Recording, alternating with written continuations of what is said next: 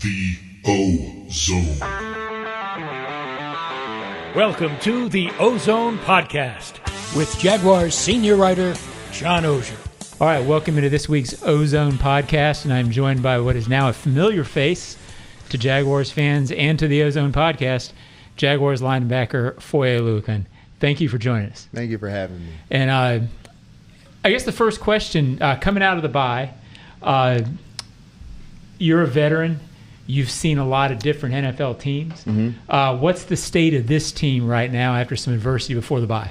Just energized, just understanding where we're at in the season. There's a lot of season left, and understand that we're just trying to build and grow throughout the season and get back in the win column here, but really keep building and growing the team to be playing better football each and every week. Is it hard for, again, you're in your 8th year, so you sort of understand how the league works. Yep. Is it hard sometimes for younger players or a team coming together to remember, it's a long season, like you said, you're not going every game, and, a loss, while you don't want them, is not the end of the season? Definitely isn't the end of the season. Maybe because I'm older, I've seen, I think one time, like Brady started 1-4 or something like that in Tampa. And, it's the start of the season. I think it's important. And I talk about taking all these losses as lessons, kind of cliche at this point, but it's really important to do that because just because you let something slip early in the season, if you're playing good football, it's about learning how to win, not necessarily always playing good football, but just learning how to win. At the end of the day, the thing that matters most is showing up in the win column, so doing the necessary things throughout the game to win the game. Like they say, like November's when important football is starting and stuff. I think really in the beginning of the season, you just want us to get ahead of the count. And we're above 500 right now. But like I said, you have to keep learning and understanding how to win the close games at the end.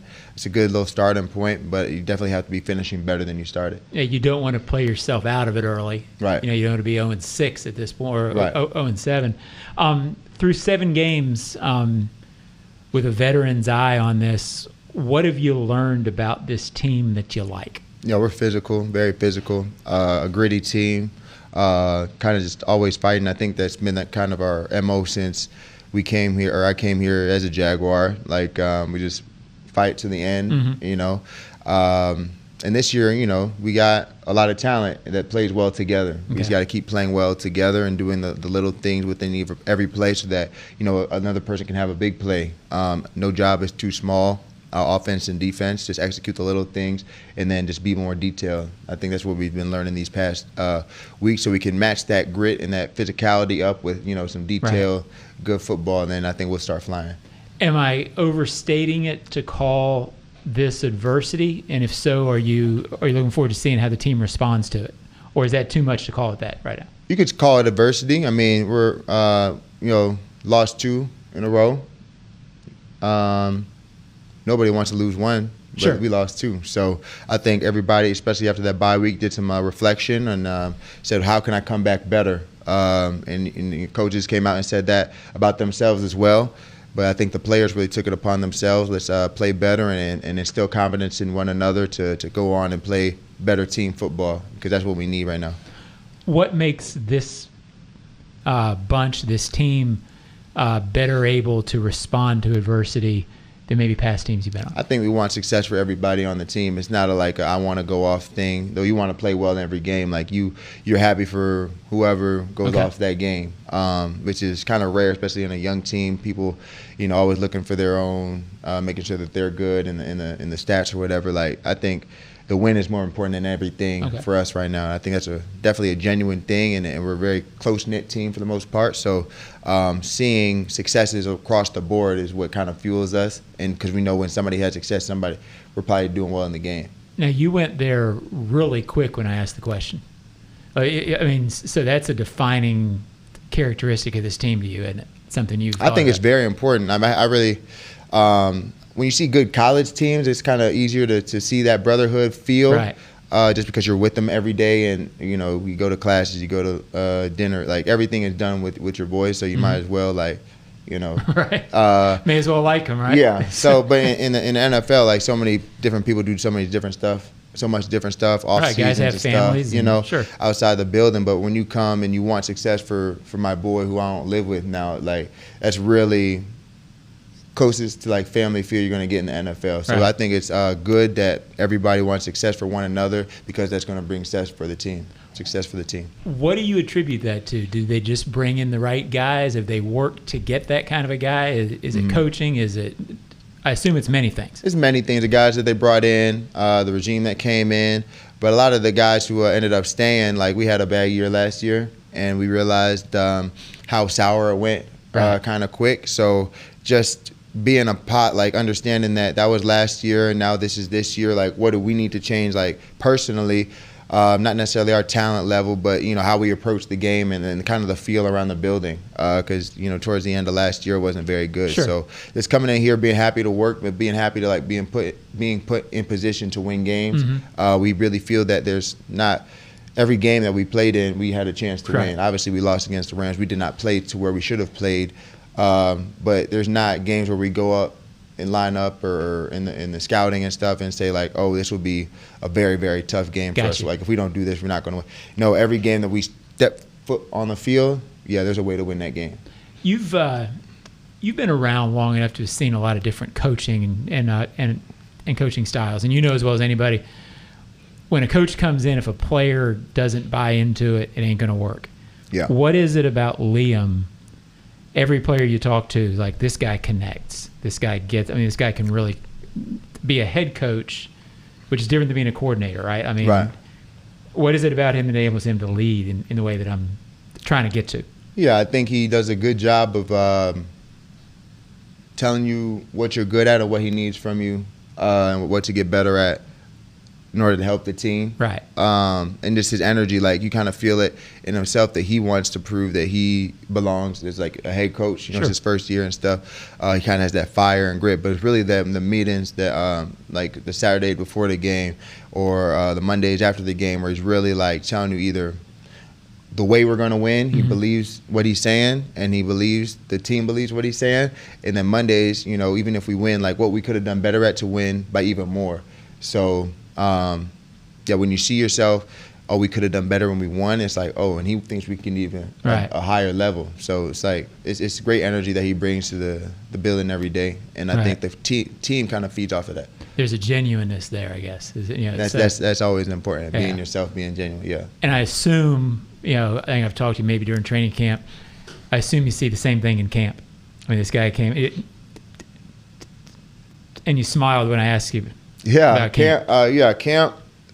I went to college in the Northeast, so I'm seeing this Jersey guy. It's just an accent for real, and it's but the passion that he brings every day, and he'll tell these stories about how he grew up in boxing and all that, and it's really him. Like he wants to bring the fight to whoever he's playing, wants to bring the fight to the offense that we play in practice. He's definitely a warrior, and he wants to swing first and win right away. So it's about physicality and stuff, but him being himself, like he doesn't really sugarcoat anything. If you don't do things up to the standard, he's going to come and demand the best from you. And I definitely respect that as a coach. I want to be coached to where, if things aren't up to the level that you want me, make sure I get it there. So I feel like it's definitely like that he cares about the game, and he cares that you're doing things to the right standard, because you end up playing well, you're helping yourself out, but you're helping the team out as well. Gotcha. Yeah.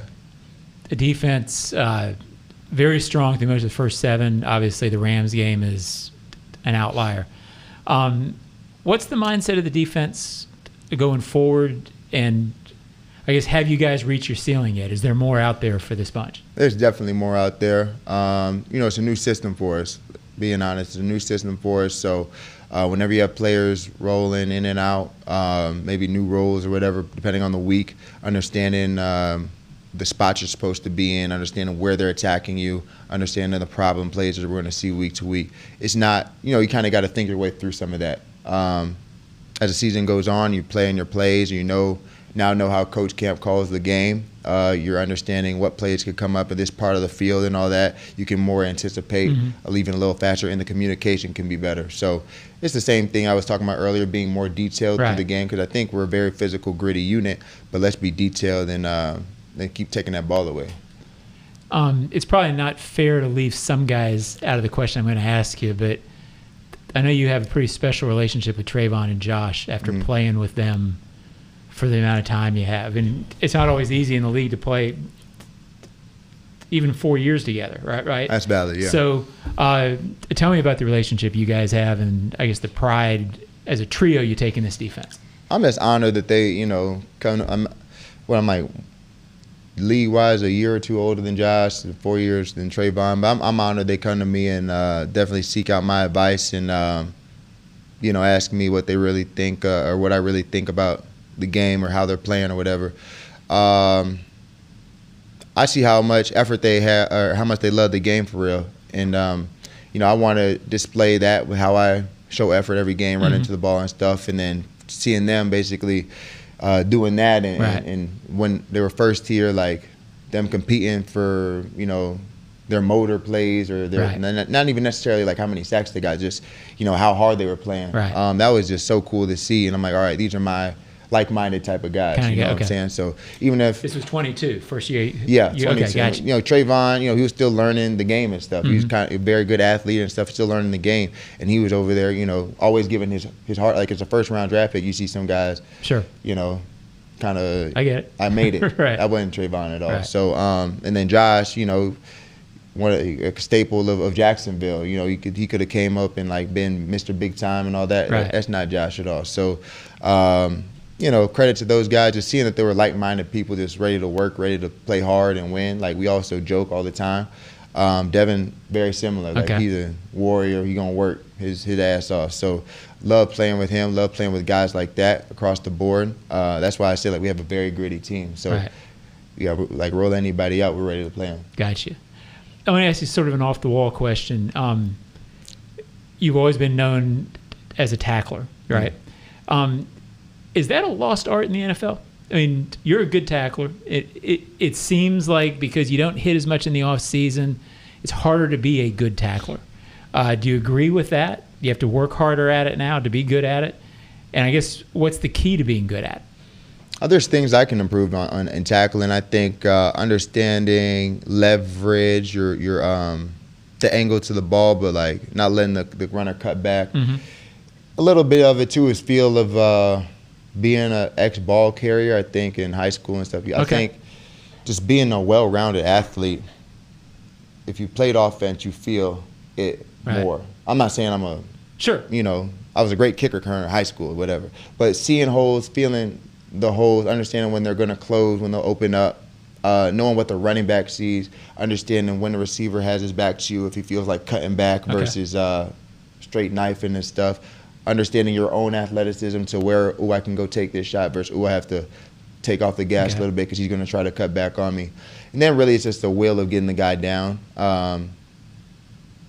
You got to grab the guy and hold on sometimes. So and there's bumps and bruises in the game where sometimes you don't have the hands to do, but you got to find a way to do it. But there's stuff I can improve on attacking all the time. I did play defensive back for a long time, so I still kind of tackle a little bit like one. But I've lifted a lot of weight, so I love when people would try to, let's say, run through me and stuff like that. That's a free tackle for me. Gotcha. So. But it's hard. That's what I'm getting at is people assume that because you're in the NFL, you're a good tackler. But I assume, like, when you watch games, you smiled at that. Yeah. I assume when you watch games, you can say, hey, this guy's a good tackler and this guy's just here because of athleticism. I mean, I think there's definitely there's a natural talent to, like I said, understand the leverage or body control. That's all. Body control is very important. And then it's just a will. Like, I don't think it hurts. I throw my body, unless somebody steps on me while I'm on the ground. That's really the only thing that hurts. Like somebody hitting, shoulders hitting and stuff. Sometimes, people, shoulders might hurt after the game and stuff. It might take a weird hit. I think when a clean, nice, like, locked hit, it feels energizing. Good. Okay. Well, it feels energizing. That's why you're a linebacker. Yeah. Yeah. And then it might somehow after the game, like a couple of days, I'm like, damn, why am I so sore? But during the play, I'm like, that's why I ran to the ball, to feel that. Gotcha. That makes sense. Yeah, it makes a lot of sense. A final question until we get to the very end. Where are you after 8 years in this league? How do you see that experience help you on the field each week? Or is that too broad a question?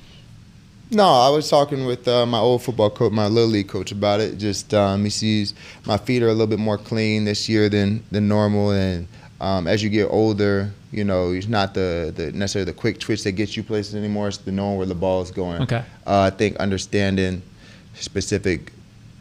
I don't have to see the whole pull to understand what pull play it is. Okay. I don't have to. I can just key the running back's footwork. I can feel a lot more rather than seeing it, and that helps me get to the ball on those plays better. Less wasted effort sometimes too, I'm sure, because you see it. It's just more efficient. I've been playing more efficiently, I feel like, as a year 8 than in like early. You just out athleticizing people, right? If that makes sense. Sure. And then I understand what it takes for the defense to be connected. I understand what, like, though sometimes I just want to be out there and just play my play and you know, I have this assignment. Like that was my first couple years in the league. Somebody else had the green dot, and you know, I was just trying to do my role on the defense. You know, and yeah, you can play a lot faster that way for sure. Like some guys need some extra communication. Okay. Some guys need some alerts, some anticipation type things. But everybody has to be on the same page defensively. So there's the extra communication and stuff, making sure everybody's little communication here, maybe even during a play can help somebody's eyes get right. And you clearly take a lot of pride in the last part. I mean, that's... Yeah, I mean, I feel like that's what the team needs. I mean, the team needs plays and stuff, too, sure, for me to make plays. But the team definitely benefits from somebody. My first coach called it mama's voice. Like, as long as you hear it, like, you're comfortable. So when I finally understood that, like, even though it might just sound like me yapping out there, like, a lot of the stuff I'd be saying be happening. So it's good. Your mama's voice. My mom, that's fair. Yeah, my parents were pretty stressful, but yeah, exactly. It lets you feel comfort. I got you. Okay, the last thing we do very quickly, I call it the Ozone 5. Foye, what was your last binge watch, if you have one? My last binge watch. Oh man, I don't remember the thing. That I finished. I think it was like called Girlfriend on Prime, Amazon Prime or something like that. All right. Or yeah, I ain't going. Yeah, let's say that one. I kind of watched it, but it was on in the background while I was watching film. Sure. Okay. So I remember a couple episodes, but not all of them. Multitasking. I like that. Your pregame ritual, if you have one, or pregame ritual. If anything stands out. Let's say during warm-ups, I'll kind of stay in the end zone, and I'll. It was called centering yourself. Okay. Find a focal point in the stadium. I learned that in college. A guy named Brian Kane. I'll shout him out. I haven't talked to him in a while, but in college, this is one thing I took from him. And there, every stadium, every field that you played on has a goalpost, you know, and then has like the little curved thing that goes down. Sure. So I kind of pick that point, and I take myself back from high school. I put myself in the Bomber Dome, John Burroughs School. Okay. Doing the same thing, and then I go to college, the practice field where we always used to do it, take a deep breath, and then center myself, so it's all feeling the same. Then all of a sudden, you know, take myself to the Yale Bowl, do the same breath, because like before the games, you know, same point. Then I take myself to, let's say, Jacksonville practice field over there, Miller Electric Center, picture the same thing. Then Jacksonville home field, same breath.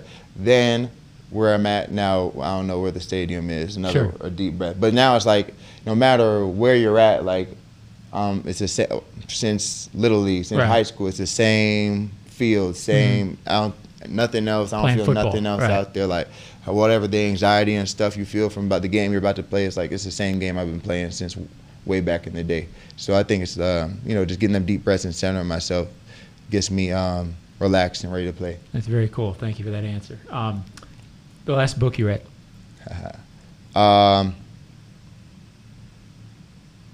Read, like not audiobook. Oh, audiobook can be fine. I mean, like I finised too. I'll be starting. These days you can't ask people if it's not an audiobook. Not Winning Time.